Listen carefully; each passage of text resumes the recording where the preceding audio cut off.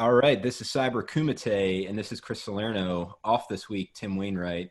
This week, though, we've got our guest, John Fung, and we are talking about security operations metrics. Are they useful for measuring the program, and which ones are actually good?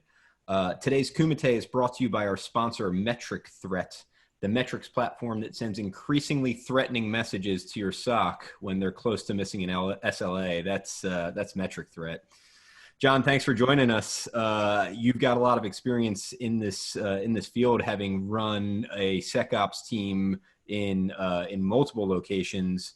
I will intro us with this. Metrics and SecOps can be what I'll describe as painful sometimes, painful for the teams to curate them, painful to get good ones. But my hope is that we can actually find some useful ones today if they're done right. So let's battle. We'll each pick our top metric to measure for your SecOps team, and we'll go from there. Let's start with you. What's yours and why? So as a dedicated blue teamer, I would say my favorite metric, or the one that I find most useful, is time to detection. The reason for that is when you look at time to detection, that tells you how big the risk window is for a potential security incident. A good example of this is everybody's talking about SIG-RED right now. Well, Yes. this has existed inside of Windows for 17 years. Yes. And so if we detect an event, once we have indicators and TTPs, we go backwards and we find somebody who exploited it 6 months ago, that means our detection window was 6 months. So we have 6 months of, security debt that we have to go back. We have to investigate, mitigate. And, at that point, like, we have to tell that story, that narrative of, okay, well, the adversary did this. What is the impact of that thing? And I find that being an incredibly useful metric. And one of the functions that I run is we do advanced threat hunting. Mm-hmm. And for us, that is a huge one, because in the industry, they talk about how it takes the average response team or security operations team 6 months to detect a breach. Well, if we can beat that number and we can drive that down, then that shows that the financial investment and the political capital that's been invested in the organization is paying dividends. And so that allows us to translate investment into payoff. And so I think that's a really good metric for us. I think you hit on one thing that I chose in mine, and that's the ability to tell the story behind the metric. And realistically, for me, it's not a single metric I can choose from. I like to call it like the metric of the month or the metric of the week, how often you produce a metrics. And it's one that tells the story, right? Let's say you're tracking a metric like something like mean time to investigate. So you're trying to measure how long it takes on average for your team to investigate a high, medium, or low priority incident. Well, that's okay to track, but that metric is going to be somewhat variable month to month. But if you smooth it out over the year, it's going to look roughly the same. Now, the key to that is, I think for investigate, is did you do anything at a program level to change and make that metric move? For example, did you implement something like automation and actually do something with it versus just saying you bought an automation tool and, well, that's great. Something like that should affect your mean time to investigate, because you should have a lower time to, you should be knocking out your lower priority incidents faster, and the ones you've developed a run book for over the time much quicker. You've fine-tuned false positives, you've added new event sources. That type of stuff should make meaningful impact. So that's the metric. Yeah, good. Yeah, 100%. But one of the problems that you run into when you're telling these narratives is if your time window is too big, too small, it skews what normal looks like. And so if you're in an organization that is on the optimization phase of their journey, well, you're constantly going to see these fine tunes as chunks start going down. You touched on tuning out false positives. Great example. You'll have super noisy things, think like snort preprocessor rules, like, okay, you have protocol mismatches and all these things. Well, they're super noisy alerts. And once you tune it down, it artificially drops like your workload down. And the problem with that, though, is the analyst in response to knowing that this is like an unworkable event, they have a mental whitelist that they've already created that is accounting for that.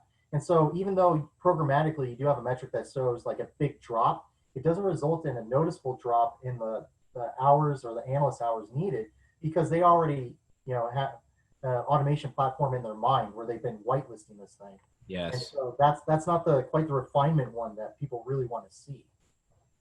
I'm with you. I understand that. And when I look at it, and you're saying, hey, we've got to show them the refinements and it's got to be meaningful. And it's an interesting thing to look at, and we'll get to this in a second, is what metrics are useful at the operations level, like what can you really measure a team on, and then which ones are getting reported up to the executives and which ones can tell a story there. Those are two very different metrics in my mind. Oh, um 100%. yeah. 100%. One is for maturity and growing your organization. Those are the operational metrics, and Yep. those are the ones that you almost look at daily or weekly.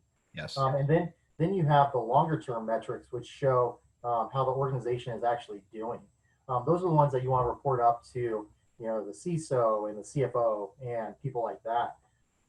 Some of the good operational metrics that I like is, during World War II, there was this mathematician named Abraham Wald, where he was doing an analysis on all these planes that came back from bombing runs, and they were looking at where all the bullet holes were and saying, "Hey, these are the areas that we need to, tune up and reinforce because that's being shot at the most." But his philosophy was, no, actually, if they're coming back with those bullet holes there, then we don't need to reinforce that. We need to reinforce where we're not seeing those because those planes aren't coming back. Hmm. To that story, they actually start reinforcing the engines because you get shot in the engine, the plane goes down. Now, how this applies to metrics is I like to see metrics that look at where you're detecting badness in your environment. So if you map to a framework, whether it's MITRE ATT&CK or Lockheed Kill Chain, and you look at where your events actually are, and you notice that there's blind spots, things where you're not detecting anything, things are happening there. You just don't have visibility to do it. And this is one of those points where you can take an operational metric and actually use it to increase efficiency and the overall maturity of your program. Hmm. And that's versus kind of collecting metrics for the sake of metrics, which is something that I think a lot of people do very, very poorly. Or actually, no, they collect metrics for the sake of metrics really well, but it results in very poor metrics. I agree. I agree completely. We call them hygiene metrics, and like, sure, collect them, like number of tickets actioned and that type of thing. And then you've got your ones that we call hyperbole. So that's like the number of nuisance attacks blocked. Like, okay, we blocked stuff and we did that. But I think what you're focusing in on is the defense success metrics, real attacks blocked. Really encourage curiosity, finding the needle in the haystack, that type of metric that really helps encourage your staff to see where their role is. Like, why are we measuring this? It's measuring this because it's important for us to be better across, if you want to take the kill chain, it's important for us to be better across MITRE ATT&CK. We're actually blocking real TTPs instead of, just understanding, great, we got a bunch of tickets in. So let's flip the script then. What's the worst metric we can measure? And I mean, we got to the category of them, but like, what is it and what makes it so bad? Oh man, so I think there's two types of metrics. There's ones that artificially inflate and tell a misleading story. These are extremely popular, when you're going to like an uneducated audience, like look at all these firewall blocks or look at all these emails we blocked over the last month. Like, oh my gosh, 20 million events, that's huge. Okay, yes and no. Like, you're connected to the internet. These things happen. Exactly. But to an uninformed audience, that's an impactful metric because it shows just like raw danger. The problem with those is an analyst, an organization has very little capability to influence those metrics.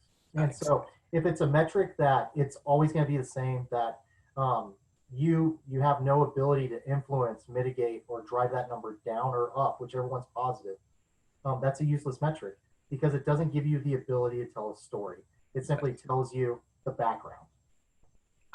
I completely agree. We almost, and by the way, we didn't discuss this prior, but I literally had the same thing. I had said it's funny that you would measure yourself on something that you realistically have very little control over.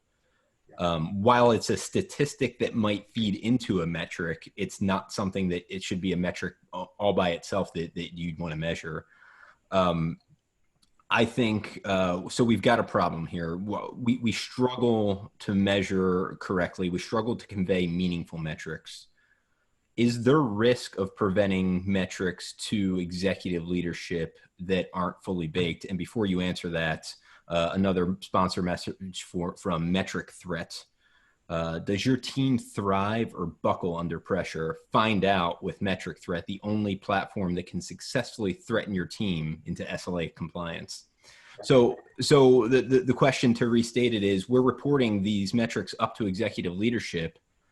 What's the risk there for conveying it? And I think you touched on a little bit. You can show these metrics to an uninformed audience, and they might think that they're meaningful. But besides that, what else is the problem here? What could they do with those metrics that might be bad?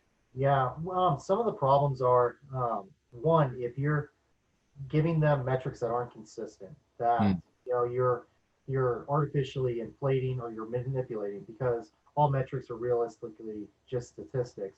And Yes. statistics are numbers that people can manipulate to tell a story. And one of the problems with it is when you introduce bias into that.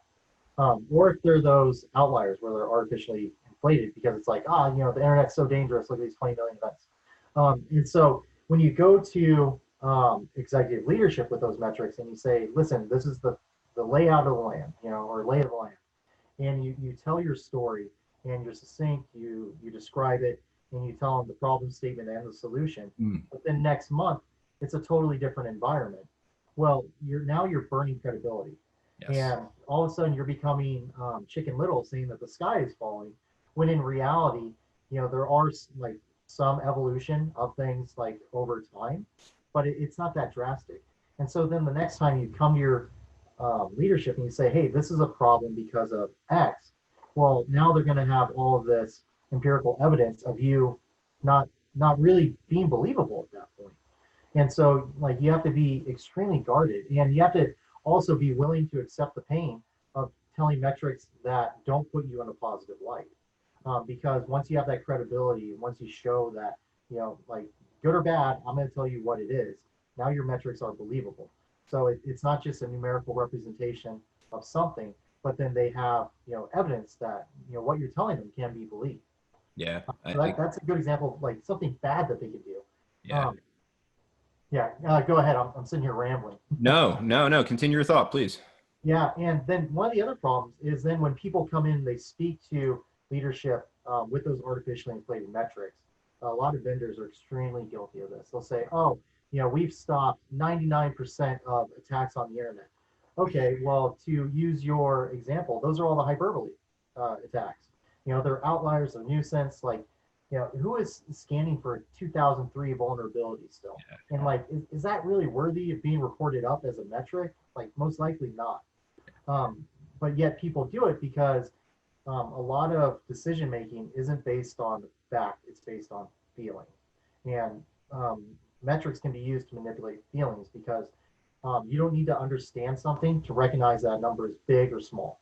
And that is a feeling thing. And so then now you're taking somebody, you're manipulating them to stop looking at it in a quantitative way and look at it in a qualitative way.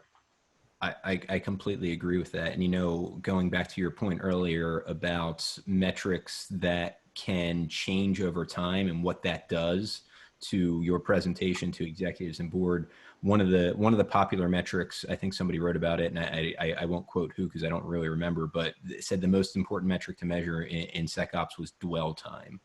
And I looked at that and said, okay, that's a good metric to have, but when you talk about dwell time, that means how long was that in that threat in your environment before the team was able to action it. Yeah. You brought up the example earlier. Technically, some threats are in the environment for years before you action it. So does that mean your dwell time metric gets skewed by an insane number, and then the next month after that vulnerability gets released and comes out, does that mean our dwell time just went from 1 month to 9 months because it's skewed that far? And if that's the case, how do we tell that story appropriately? And so I agree with you. We have to look at metrics and say, if it's going to skew something that much, should we include it until we're ready to tell the story of why? Or should we instead hold back and say, well, this is a metric that's useful, but it's useful for us to understand as an operations team, and less so the executives. Like, where do you have a good way to draw that line? Because some people also fear, and I think you were saying this, is what do people do with those metrics? Some of those metrics go to boards, and then they look at them and say, well, this might affect our budget for how much security gets. This might affect a bunch of other things as far as headcount and those types of things. So there's the danger there too. But how do we walk that line? Yeah, it's difficult, and because we're in a space where um, we can't really control the denominator, which Yeah. is what the risk is, how long it's been there.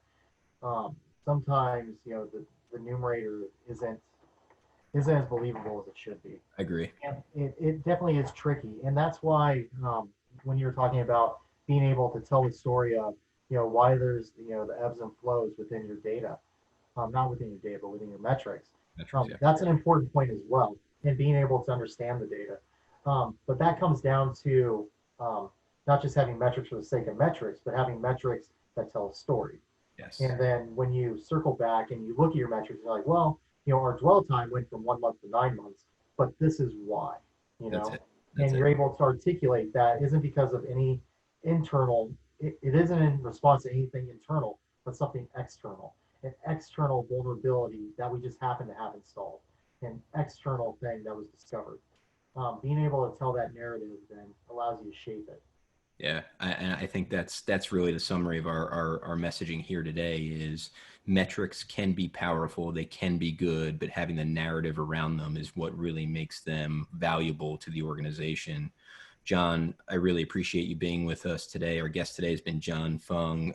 Thanks, this was great.